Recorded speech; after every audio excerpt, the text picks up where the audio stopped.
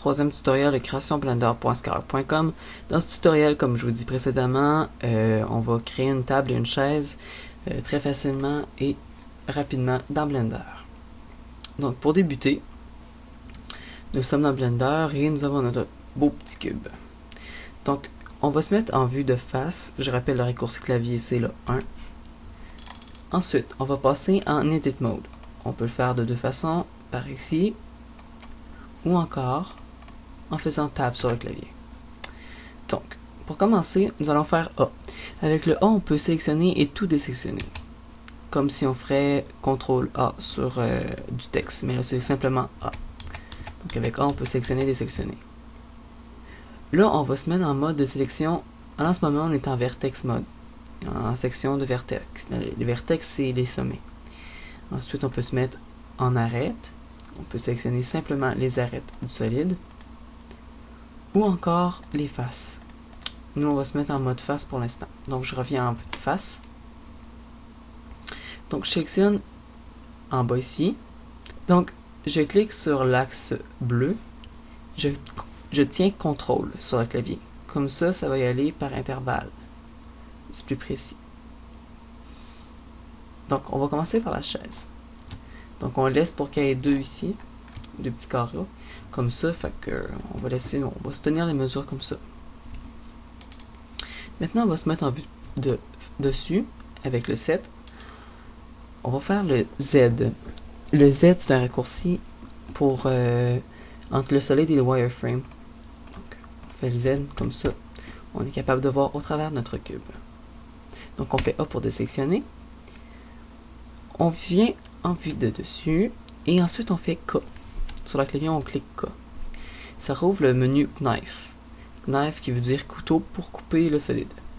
Donc, on va faire Look Cut. Pardon. Comme là, on voit des axes roses qui sont placés sur le solide. On va commencer à l'horizontale. Donc on clique, on glisse. On peut tenir le contrôle pour aller le mettre à 2. Encore ici à 2, comme tantôt. On le refait une autre fois. Look up. On le met à 2 aussi. Maintenant, on va le faire à la verticale. La même chose. Et voilà. On a nos 4 pattes ici. Donc, pour ce faire, maintenant, vous pouvez retourner en mode solide, comme ça, et désactiver l'Occlude Background Geometry. Ça, moi, je l'enlève toujours à cause des fois, on essaie de cliquer, sélectionner des faces, puis on tombe sur celle, comme là, je voulais prendre celle-là, mais on tombe sur les autres en arrière. Ça m'énerve, bref. Donc, moi, je descends mon solide comme ça. À place de faire ça en plan, ça va beaucoup mieux en 3D comme ça. Je retourne en vue de face avec le 1. Je clique E pour ouvrir le menu Extrude et je fais Région. Comme ça, je suis capable de faire sortir les faces de mon solide. Donc, je tiens encore le contrôle et je vais le porter sur la ligne ici. Donc, comme ça, nous aurons les pattes de la chaise. Vous voyez, c'est pas trop compliqué pour l'instant. Ensuite, pour qu'est-ce qui est du dossier, on va cliquer sur les 3 ici. On va se mettre en vue de côté. La misère. En vue de côté. On peut tasser, hein, comme je le fais là, en tenant majuscule, puis en cliquant sur la molette. Comme ça, on est capable de tasser la vue. Donc, je fais encore E pour ouvrir le menu Extrude et je fais encore Région. Comme ça, nous avons le dossier de la chaise. Et voilà, la chaise est déjà modélisée. Vous voulez me dire, c'est pas très beau, alouette, mais pour un début, c'est déjà pas mal. Bref. On va retourner en Object Mode, ou en faisant Tab. Maintenant, on va créer la table. Et ensuite, je passe en mode plan, en mode dessus, en faisant Set.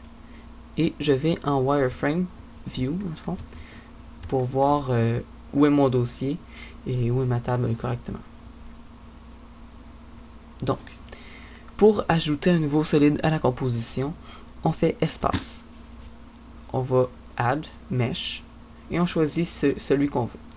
Ici, on a une plane, cube, un cercle, une UV-sphère, une boule, autrement dit, une isosphère, ça aussi, mais c'est juste les vertices qui changent sur la boule, un cylindre, un cône, une grille, un singe. À vrai dire, le singe, c'est l'icône, donc, comme on pourrait dire, l'icône de Blender. Donc, on ajoute un cube en cliquant sur cube. Vous voyez, le cube s'ajoute et est de la même grosseur que la table. Donc, on va descendre ce cube-là en tenant toujours CTRL.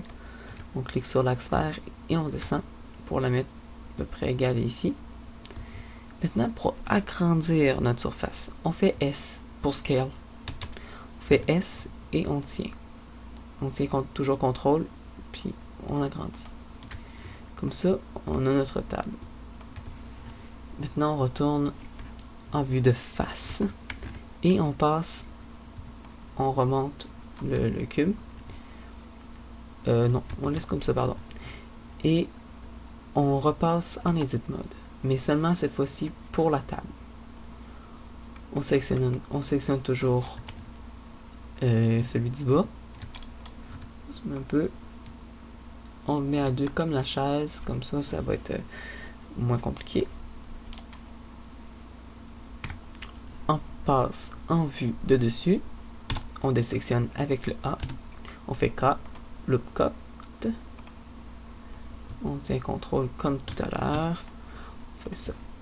Pareil, comme tout à l'heure.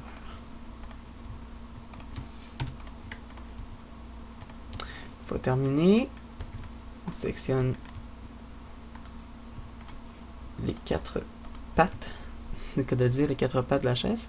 On retourne en mode de vue de face. On clique E pour extruder. Région. On tient CTRL pour plus de précision. Et on clique. Donc, comme je disais, on va en vue de dessus.